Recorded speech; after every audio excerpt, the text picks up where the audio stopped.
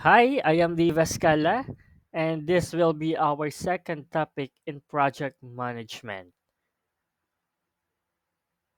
And of course, part 2 ito ng ating naunang topic, which is the project management in today's time. Dito pa lang natin tatapusin itong topic na ito. At kung sa first pre-recorded lecture natin, tinalakay natin ang project management in today's time, dinefine natin kung ano nga ba ang ibig sabihin ng project. And today we are going to discuss a very crucial aspect of project management, the primary goals of a project. Okay. Project goals prioritize what is most essential. Yet, at some meetings of people involved in a project, these primary goals are not even discussed. In order for the project to progress smoothly, each meeting must be planned. A small leap is alright for as long as people who are responsible for the completion of the project should be driving it onward in a speedy, secure, and realistic manner. Okay. The primary goals of a project. These goals are essentially the foundation of any successful project. Ito yung mga pangunahing layunin na kailangan nating ma-achieve para masabing successful ang project. This goal serves as the guiding light throughout the project life cycle. Without them, it's like driving without a destination. Maliligaw tayo. Now, one surprising thing is that something in project meetings, the primary goals are not even discussed. Why do you think that happened? One possible reason is that everyone assumes that the goals are clear, pero kung minsan we overlook this. That's why it's so important to consistently revisit and emphasize these goals during meetings, especially when things seems to be moving in different directions. Another thing to remember, for a project to progress smoothly, each meeting must be planned. Hindi pwedeng bara-bara lang ang meetings.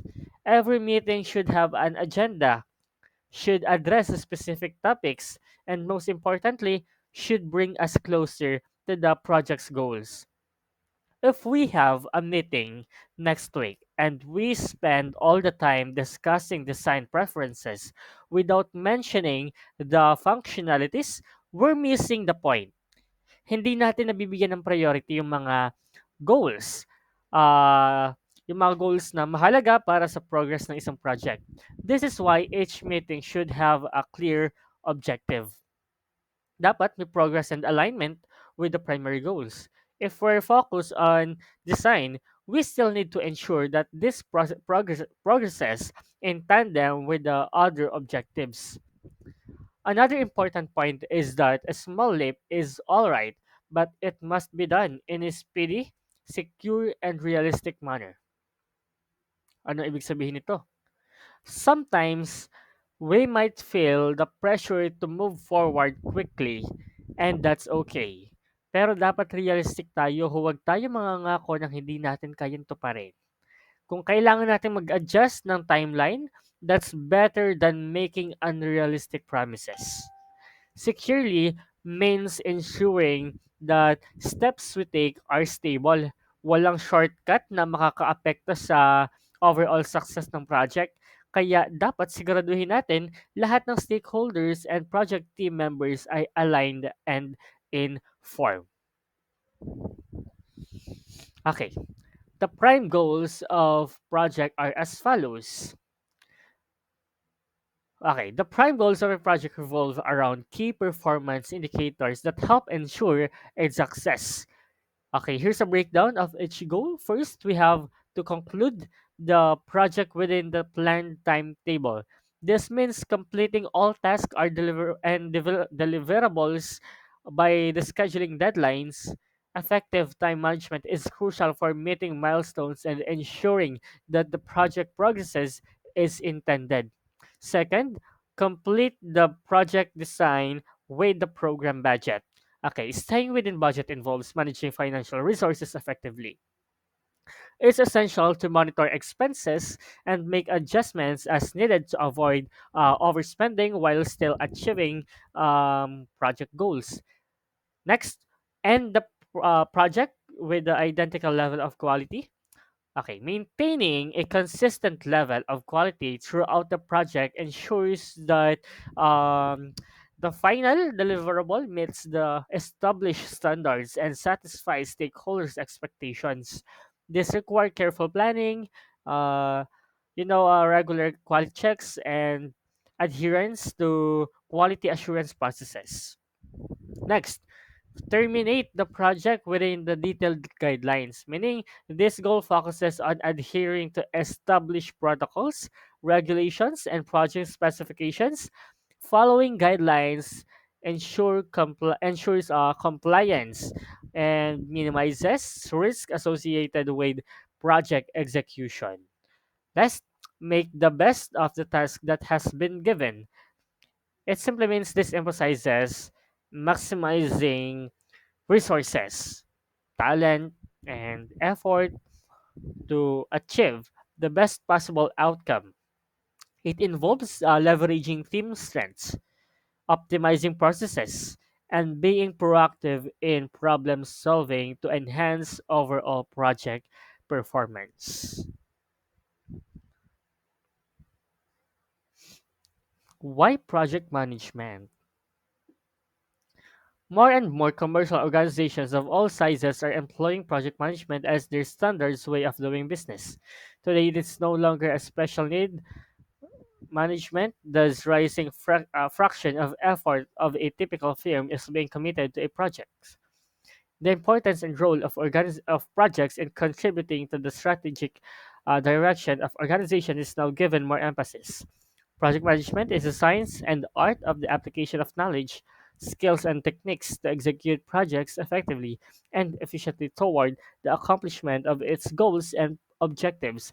It can be applied in the development of a new product, the launch of a new service, or a marketing campaign. In order to compete strategically in the market, project management could be developed as a competency for organization, binding project outcomes to business goals. Okay, project management has become so important, no?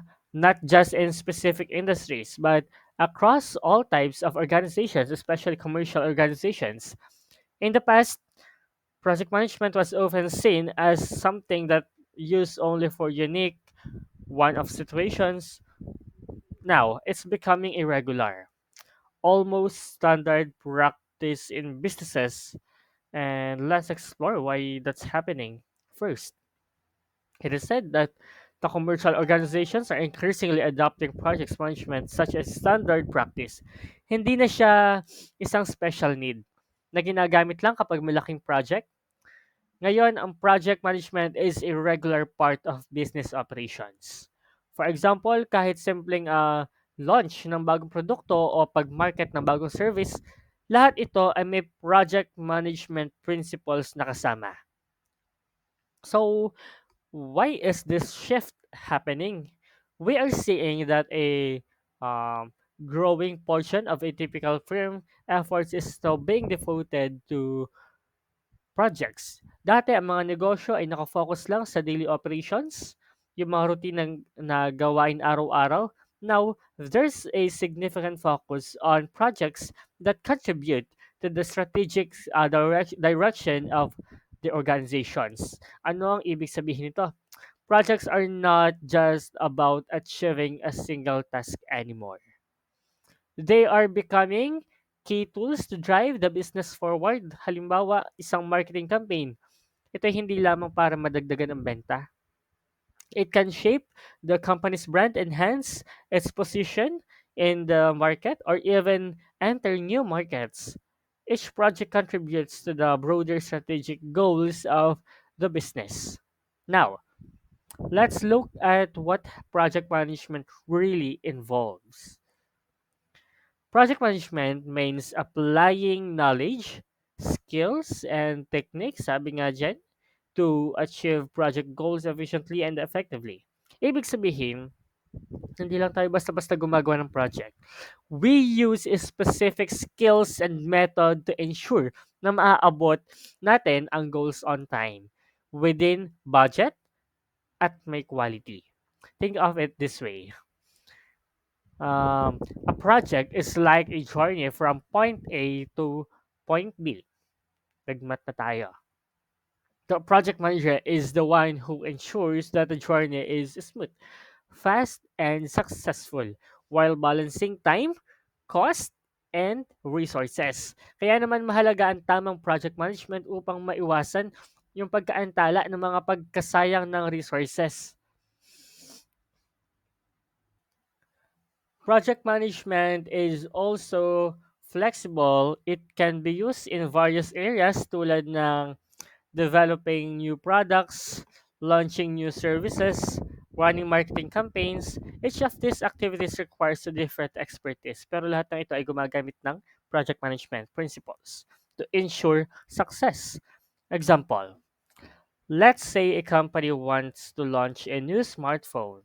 The project management team will need to plan the development timeline, manage resources.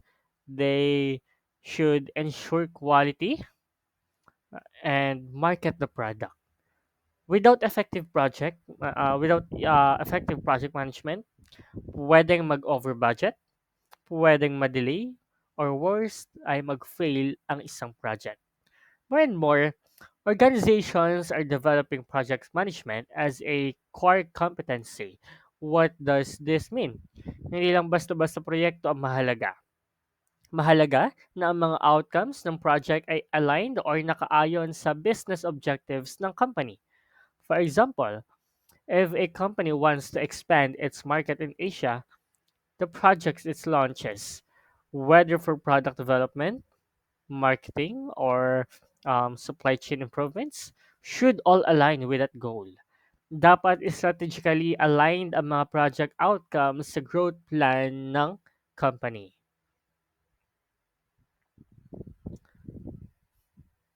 Mhm. Okay, and last, we can see that a significant portion of organizational effort is now focused on projects. Why? Because projects help organizations reinforce their strategic directions. Every successful project helps a company move closer to its bigger goals, whether that's expanding market share, improving customer experience, or innovating new technologies. If their project management teams are not focused, it could delay product releases or um, make them fall behind competitors. No? Example, think about major technology companies like Apple or Google. Every project now products uh, or launching a new service is directly linked to their strategy to remain leaders in innovation. That's why I said if there's a project management teams, uh, if the project management teams of the tech companies are not focused, it could delay product releases or make them fall behind competitors. No? Okay. Here are some or the few environmental forces that have contributed to the increasing demand for good project managements across different industries. These forces drive the need for projects to be managed effectively and efficiently. So let's go through these forces one by one. First, we have shortened product life cycle. In the past, a product could last in market for many years without needing any major updates or changes. Pero ngayon, hindi na ito totoo. The life cycle of product has become much shorter, no, especially in industries like technology. Every few months, new versions of phones, gadgets, or apps are released. Because of this, companies needs to ensure that their products are completed faster, and more efficiently to keep up with the market demand.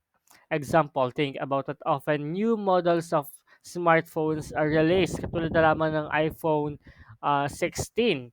Kakalabas lamang ng mga iPhone 15, 14, uh, 12, 13, ayan. Think of that. If you're a company like Apple or Samsung, you cannot afford to take years to develop a new phone. Otherwise, your competitors will leave you behind. That's why managing projects well is critical. Hindi pwede magpapaiwan ka kung ikaw yung may-ari nun. Dapat lagi kang may bago. Okay, next, worldwide competition. Dahil sa global competition, companies are now competing not just within their own country but globally.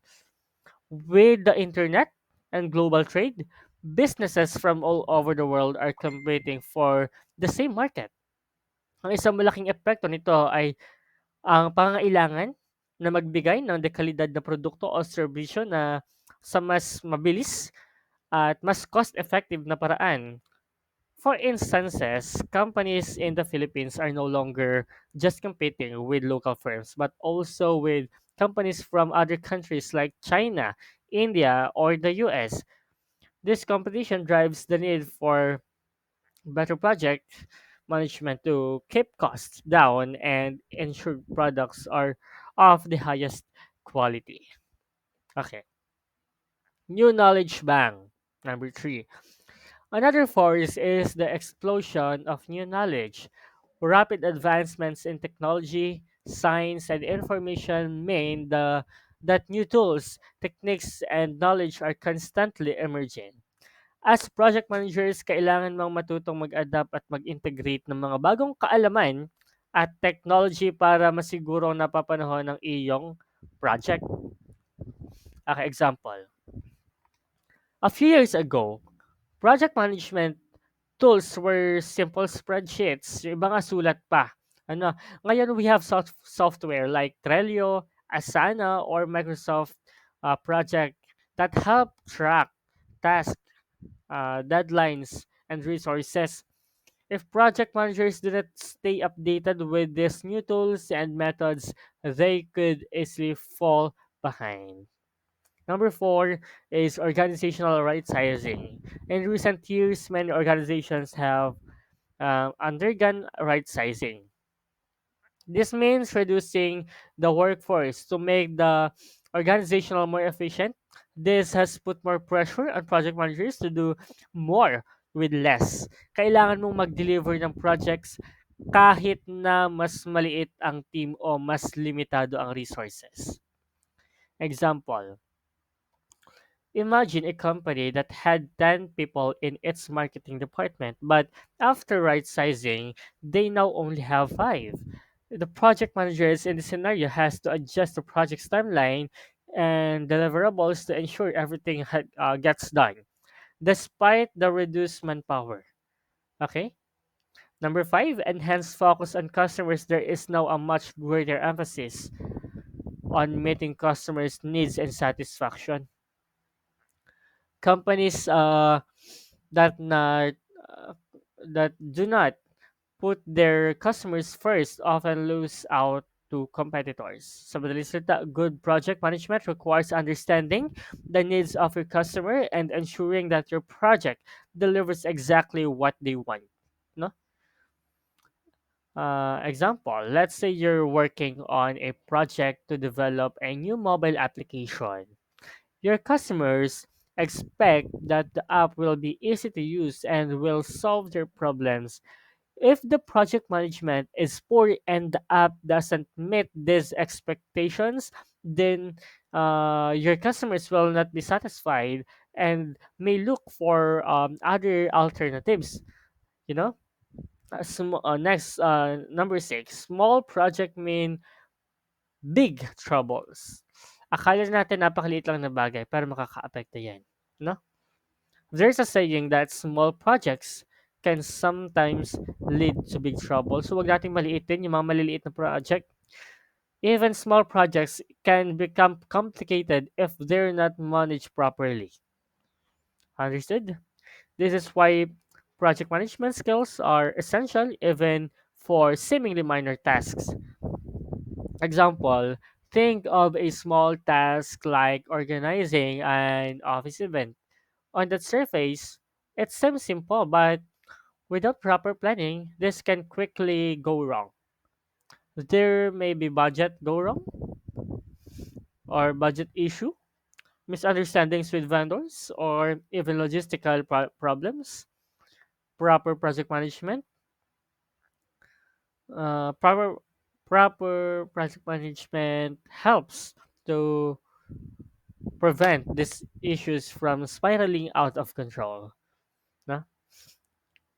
Next. Okay, advantages and disadvantages of project management. These are several advantages of project management that comprises the good side of putting it into formal practice in an organization. Project management has some disadvantages too. Nevertheless, in most cases, its advantages extremely prevail over its disadvantages. Unahin natin itong mga advantages. No? This is crucial to understand because effective project management can significant impact not only the success of the project but also the overall growth of the organization. Let's dive into each advantage in detail. Number one, a more resourceful handling of resources. One of the biggest advantage of project management is that it allows for a more efficient and resourceful use of both human and monetary resources. Sa madaling salita, hindi nasasayang ang oras at pera natin. Since both the schedule and the budget are clearly laid out in the project plan, it becomes easier to monitor and adjust as necessary. Let's say you're managing a construction project. Alam mo na kung ilan yung tao na ang kailangan mo bawat araw at magkano ang gagastusin mo bawat phase ng project. No? Para mawasan natin yung unnecessary delays or overspending which could happen without proper planning. Next, number two is less cost and better quality of the end product or service by following meticulous cost management and quality management processes. Project management allows us to deliver high quality products or services without exceeding the budget. In practice, this means that when we carefully monitor the expenses and continuously check for quality, we avoid the risk of producing something below standards or spending too much. Kung napapansin natin na may discrepancies sa budget o quality, we can act immediately para ayusin ito. Next, a better, more firm affiliation with the client and stakeholders.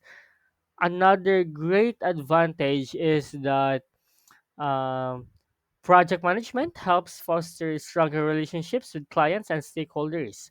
Kapag may malinaw tayong plan at regular updates, clients feel more confident about the project. It also helps manage their expectations dahil alam nila kung ano ang mga deliverables at kailan sila matatapos. Okay, number four, improve teamwork atmosphere through conflict management. Implementing project management introduces a formal process for acknowledging and resolving conflicts. This leads to better teamwork because everyone has know on how to handle conflicts professionally, preventing them from escalating. Kapag may formal conflicts, pag may formal conflict, what do you call this? Management process, mas madali ang collaboration. Hindi tayo nauubusan ng oras para sa mga personal na issues, kundi nakatuon tayo sa solution, no? Next, a touch of professionalism to the company or a flattering touch. Fine, project management brings professionalism to the company, which enhances the way other organizations view the business. When projects are handled systematically, it shows that the company values quality and efficiency. This creates a healthier insight from external organizations and can even lead to more business opportunities. Example: if your company consistently delivers projects on time and within budget, clients will notice your professionalism. Word of mouth or referrals will bring in more clients simply because your project management processes make you reliable and trustworthy. Now, let's talk about the disadvantages of project management. We have three. First, cost overhead. Una, pag-usapan muna natin itong overhead na ito. Um, this refers to the additional expenses na pwedeng mabuo while managing a project. Para mas maintindihan natin ito, imagine a project that requires you to hire additional staff, purchase specialized software, or even conduct regular meetings. All of these actions, kahit gaano kaliit, ay may presyo. What's tricky here is, ang mga gastos na ito must always be aligned with the overall business strategy. Kung hindi, the project can end up being more expensive than the benefits it is deliver. For example, let's say you're working for a software development project and halfway through, you realize na kailangan ng bagong software tool para lang maayos ito. It's an unexpected cost that, if not properly aligned with the overall strategy, can turn a potentially profitable project into a costly one. Next, we have communication overhead. We have communication overhead. Normally, in a traditional setup, ang flow ng information comes directly from the functional managers to the team members and back up to them, simple and direct. However, in project management, lahat ng communication flows through the project manager. This create an additional layer of communication, and this can slow down processes. Mas dumadami ang time and effort needed just to ensure all parties are properly informed.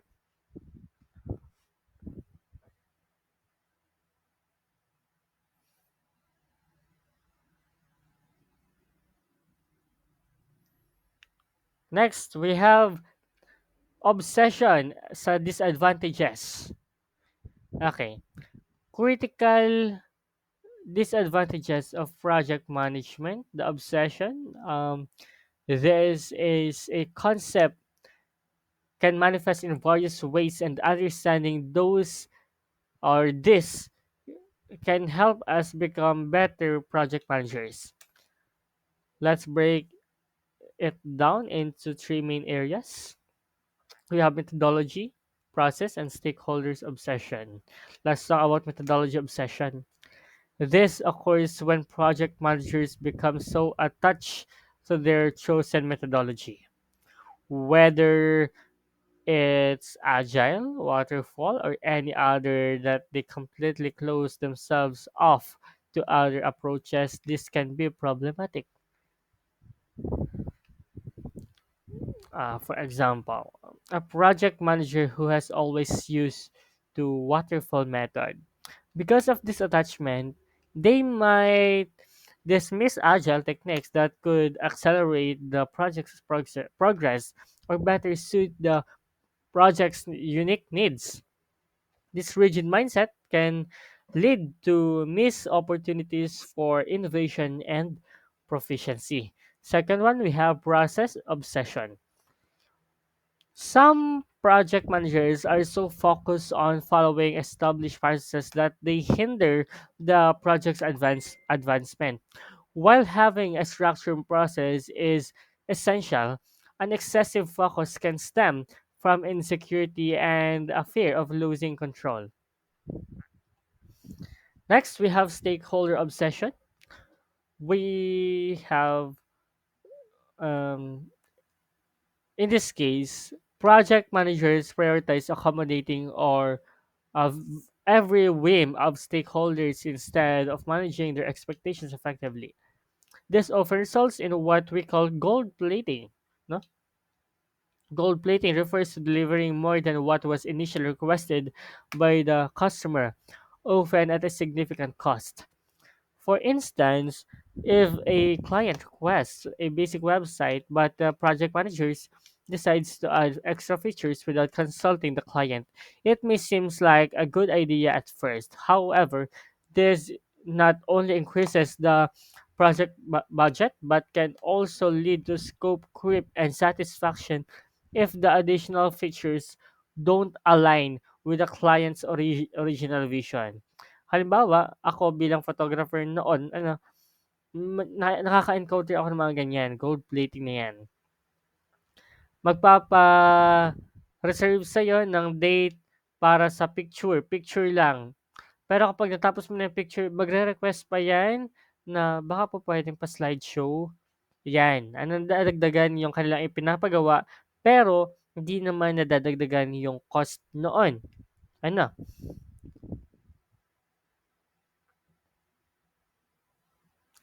Okay, number three disadvantage is what we call non-creativity.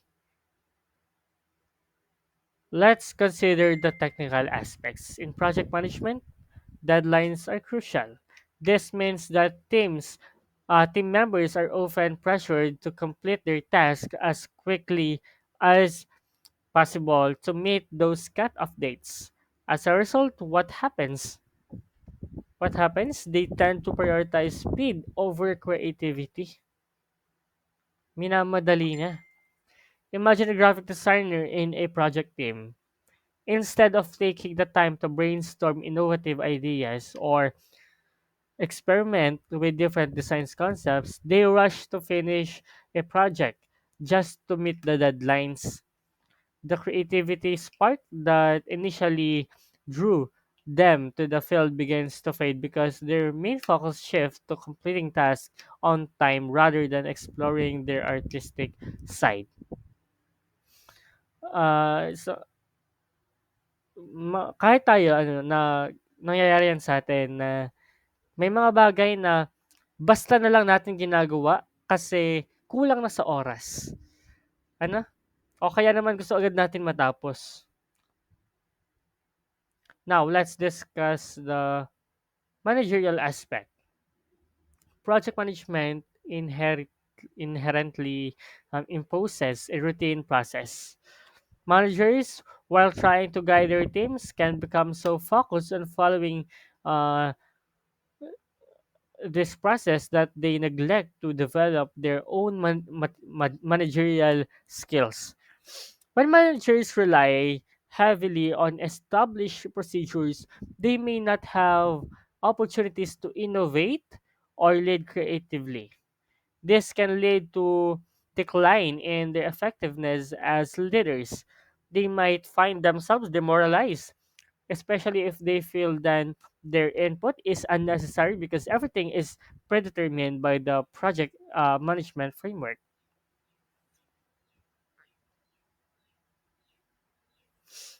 Limitations of project management. A limitation is a constraint enforced by the application of traditional project management. A limitation differs from disadvantage as the latter is an unwanted outcome stemming from the implementation of project management. Okay, una, ano nga ba yung limitations? Sa context to ng project management, a limitation is essentially a constraint that is enforced by the application of traditional project management practices. Now, let's clarify the differences between limitation and a disadvantage. A disadvantage is an unwanted outcome that arises from implementing project management, such as project delays or budget overruns. On the other hand, a limitation is a margin that is unnaturally created by the rigid structures of project management itself. For instance, let's consider a construction project. Traditionally, if a project manager adheres strictly to timeline and budget without flexibility, they might overlook innovative solutions or creative ideas that could enhance the quality of the building. This rigid adherence can limit the project's potential, as the team may feel constrained to follow a set path rather than exploring new opportunities. Okay, isipin niyo ito, if a project team feels restricted by overly stringent guidelines, they might not communicate effectively or collaborate freely. Naiinis sila. This could result is missed insights or solutions that could elevate quality of the projects. So, without these limitations, what can we expect? Better supervision of the project and a superior quality of the delivered product or service or the anticipated results. For example, in an agile project management approach, teams are encouraged to adapt and innovate, allowing for a more dynamic and effective project outcome. Okay, let's dive in to the first limitation.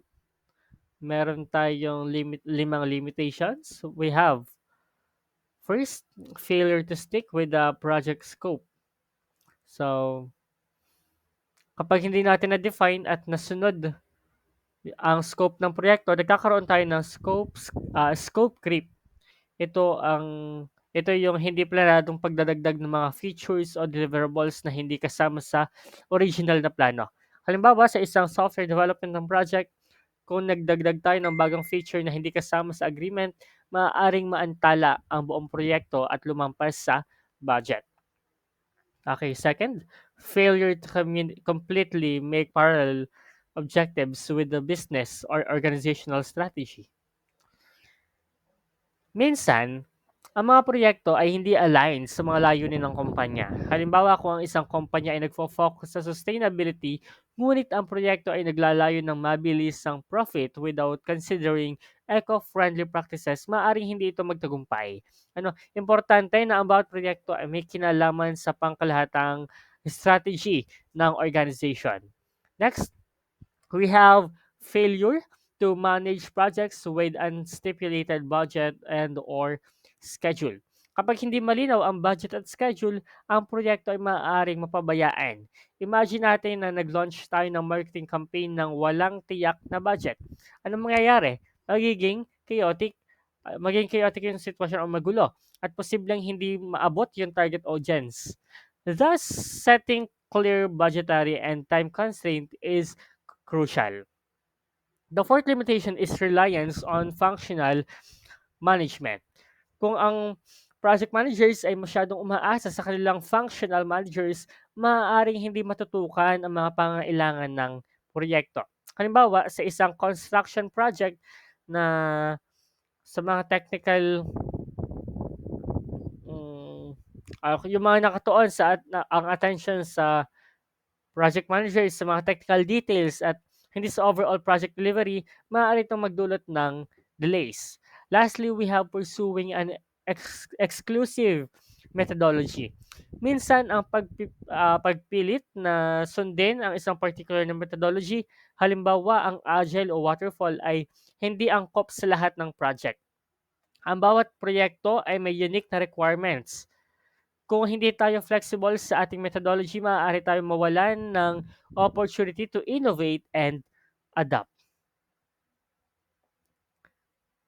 So, diyan nagtatapos ang ating lesson 1,